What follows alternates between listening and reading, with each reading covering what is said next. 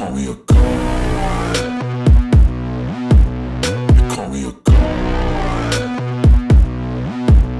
You call me a god. You call me a god. Let's go! I'm about to go off like a weapon. Fuel to the top, gotta feel the tension. In my thoughts. Welcome back, everybody. Hit that like, hit that subscribe, comment down below. Let me know what you think about this video, and also hit that join button if you want to become a part of the membership. You get exclusive perks, and I'm going to keep updating that as well. But today we are going to be going over, as we have been, the training camp preview, but this one's going to be for the corners and the defensive backs.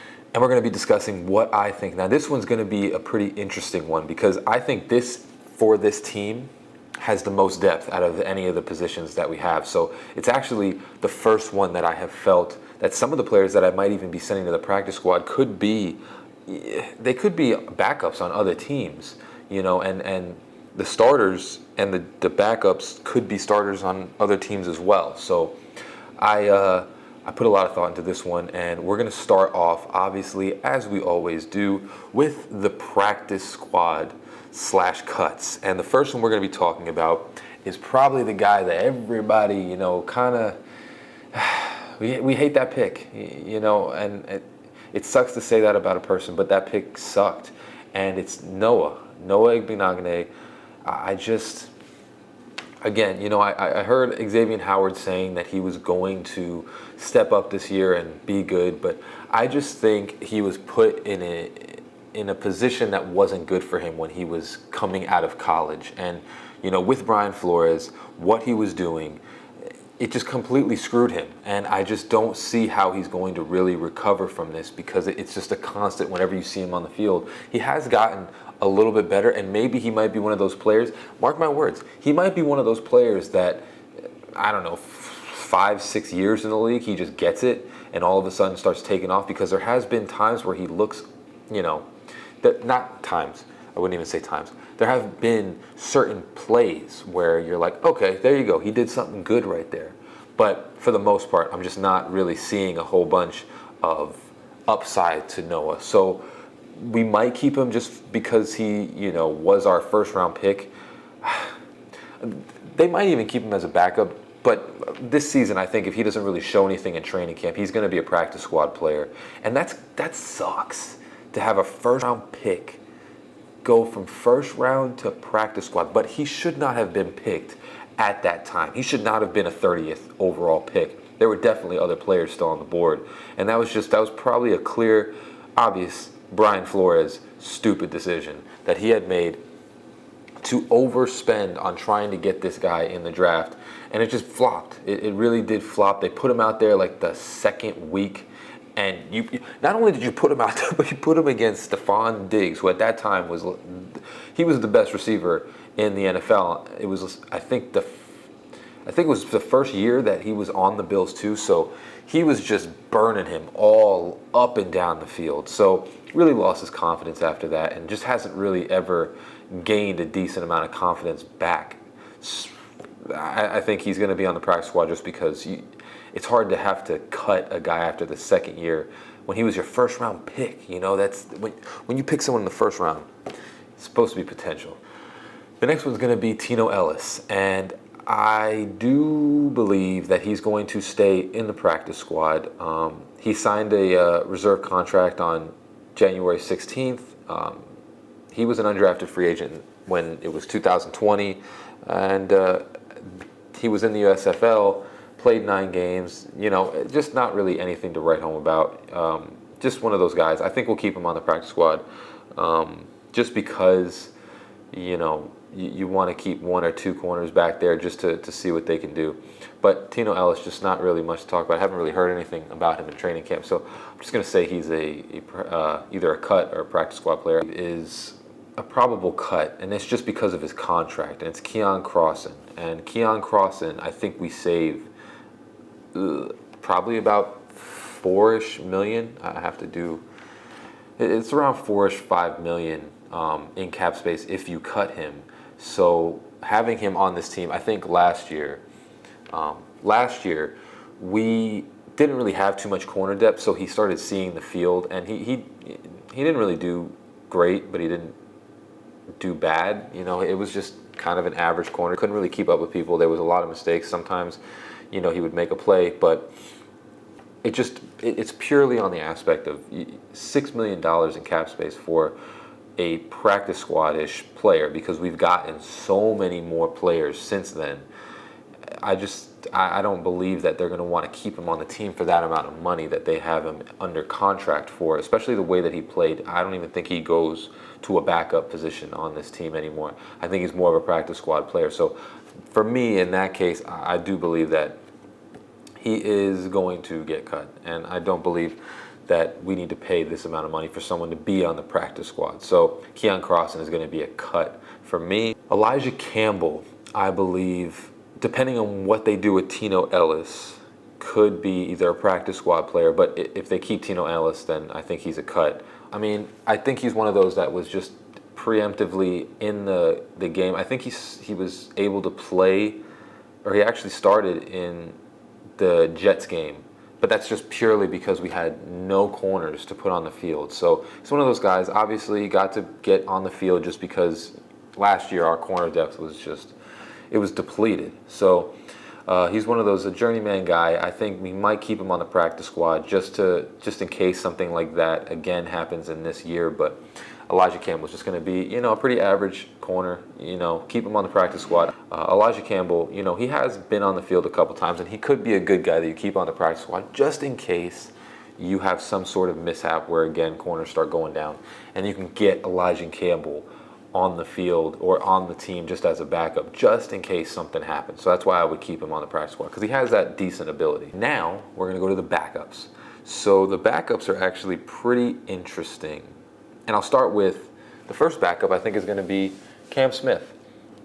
Cam Smith was our first pick this year, second round pick, and he has so much upside. And I do believe Cam Smith is going to be a stud on this team. I think he's going to take Xavier Howard or Jalen Ramsey's place in a couple of years. I think what they did is smart, where they're keeping him under just to groom him and allow him to gain the muscle that he needs and the skills and the mindset that he needs to really be good. And actually, Xavier Howard and him were both picked in the second round. So maybe he turns into Xavier Howard. But he, in his 91 games with South Carolina, he had 91 tackles and 6 interceptions, which obviously the interceptions aren't high, but his pass coverage was really, really good. He was one of those guys that actually, when we got him in the second round, he fell a little bit. He was not supposed to be one of those guys that was picked that low. Just based on the fact that his skill set is really good. He's a really sticky coverage corner that is really good with his footwork, really good with his hips, knows how to transition in and out of breaks, and just looks really, really, really solid. So Cam Smith, back up, but I think he's going to see the field coming into this year. I do believe they'll put him in a couple of places just to see what he has, depending on what teams. Cam Smith is just going to be full of potential in this year. It's just going to be one of those guys that, I don't know, I think in a couple of years, we could have another just shutdown corner. The next one's going to be Bryce Thompson, and he signed on May 16th, 2023 after participating in a tryout at the rookie minicamp, and I'm hearing a lot of good things about Bryce Thompson. He is coming off, I mean, obviously we'll see what he does in training camp. The pads come on, it becomes a little different, but so far, he is kind of doing the same thing Trill Williams did. He reminds me of what Braylon Sanders was doing last year, where obviously Braylon Sanders had a little mishap with the drops when he was coming on the field during the season, but similar to what Braylon Sanders was doing last year, where in training camp and all this stuff, just like Trill Williams, he was doing a lot of really good things. So Bryce Thompson is very similar in this offseason so far, is that he is showcasing a lot of good stuff. Very fast, very good mindset, very smart, very attentive to what he's trying to learn and trying to do, and he's really growing under this defensive scheme. So Bryce Thompson is actually someone to look for. He might see the field in this year, depending on what happens in training camp. He's just showing a lot of good stuff. He came out of Tennessee. He's been with the XFL. You know, he's been around. He's been a journeyman guy, but sometimes those journeyman guys, it takes a little bit, and they end up becoming the man. So we'll see what Bryce Thompson does. I think I'm hearing a lot of good things, and we'll see if that translates to training camp. And Justin Bethel is going to be our veteran backup. You know, you want to keep one of those because I see a lot of our guys are pretty young, besides obviously Jalen Ramsey and Xavier Howard. So he's going to be the backup guy that has just been in the league for a really long time. He's been a Pro Bowl selection. I believe Arizona, he was a Pro Bowler 3 times. You know, obviously he's older now, so not the same type of person, but you just have that veteran that you can plug and play just in case you need to, just in case you have to have a different style of just in case, you know, injuries pop up. You have that veteran guy that can just step in and do his thing. He's in his 30s, I believe now, so just that veteran presence that can teach the young guys while Xavier and Jalen teach them as well. That veteran presence that can just teach the younger dudes how to be the best corner that could possibly be, because he's obviously, you know, you look at his stats, he's definitely been one of the better corners in a part of his career, so he knows how to get to that highest level. You just keep him around just so that people can learn off him, and in case anything happens, you have that veteran that can come in and just play the role that he needs to play and be able to not have someone like Noah Bignagane coming on the field just kind of getting burnt all over the place. You know, you don't want to do that. You want to keep these guys safe for a little bit until you are fully sure that they can get on the field. So Justin Bethel, I think he's going to stay on the team, just be that veteran presence in the backup room. The next one's kind of interesting because he's transitioning to safety, I believe, but I guess I still should talk about him. Trill Williams. Trill Williams came into the season with so much hype last year. I was actually pretty excited to see. I thought he was going to be the starter, and then obviously ended up getting injured, and he couldn't get on the field the whole entire year, which sucked because he looked like he was going to be the starter. And actually, I mean, at that point, nobody really even knew about Cater. All everybody was talking about was Trill Williams and how great he was playing in the offseason. Obviously, that went along a little different. Cater's come onto the scene and become, you know, he was just a stud last year. But Trill Williams, we'll see what he does with safety or whatever we're trying to do with him. I think they're just trying to figure out a way to get him on the field because his potential is really high. He's come back and he looks bigger. He looks, every part of him, bigger coming off of injury. So it's not like he was a slouch when this happened. He's come back much bigger, and now it's going to see if it can translate to being on the field differently than he was before. I don't know what they're trying to do, so I'm keeping him in the corner section right now until I fully see that he's become a safety. But Trill Williams is another guy. I love keeping him in that back row because now he can do both too. If we're transitioning to safety, he can play corner and he can play safety. So he can be mixed in with packages or something along those lines. Yeah, Trill Williams going to be probably the best backup besides Cam Smith. And now the starters. And let's talk about Cater right now. And Cater Kohu, I mean, we found a gem in this guy. We could pull up all the stats. I think we've gone over it, and a bunch of other channels have gone over Cater, but he was actually targeted a lot last year and did not give up very much. He was incredible. Being in man coverage, which it's going to be better for him this year because he has an actual coach that can teach him things about defense, where last year you just had Josh Boyer that put him on an island. And he didn't do bad. He did really good last year. He really showcased that he could be a really good commodity. And I'm putting him as one of the starters, I would say the nickel corner coming into this year, just based on the fact of how great that he was. I mean, he had tackles. He had 72 tackles, 10 passes defended. I mean, the 10 passes were second best. He had 5 tackles for losses. He had 1 interception. I mean, the guy really just came up, and that interception was in the Green Bay game, which was pretty awesome. He just came in and just showcased that he's a stud.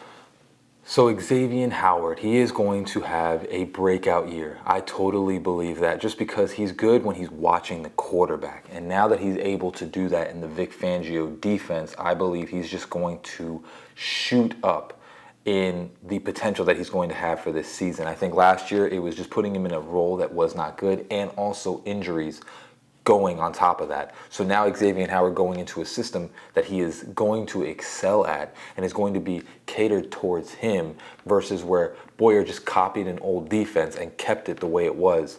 I think Xavier Howard is going to have an amazing year. He's going to have another one of those 6 interception seasons.